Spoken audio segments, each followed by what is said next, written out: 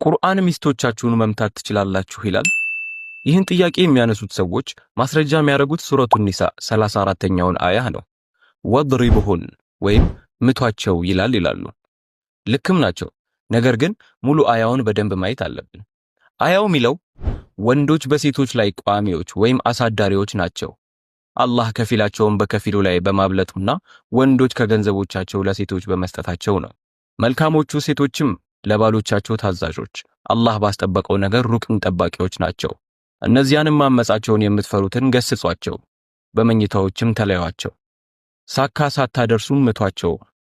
ቢታዘዟችሁም ለመጨቆን በእነርሱ ላይ መንገድን አትፈልጉ፣ አላህ የበላይና ታላቅ ነውና ነው።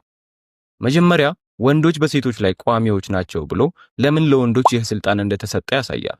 ከዛም ማመጻቸውን የምትፈሩትን ብሎ ምን አይነት ሴቶችን እንደሆነ ግልጽ ያደርጋል። ከዛም 3 ደረጃዎችን ያስቀምጣል።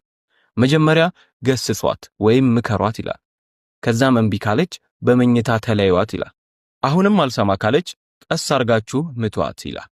ታላቁ የቁርአን ሙፈሲር ኢብኑ አባስ ረዲየላሁ ዐንሁ ይህን ቦታ ሲፈስሩ ቀለል አርጋችሁ ምቷት የሚለው በጣም ቀለል ከማለቱ የተነሳ በመፋቂያ መታ እንደማድረግ ነው ይላሉ። ስለዚህ ቁስልና ህመም የሚያደርስ ምት ሳይሆን ይህ ጉዳይ ምን ያህል ቁም ነገር እንደሆነ እንድትረዳ ምሳሌ የሚሆን ምት ነው።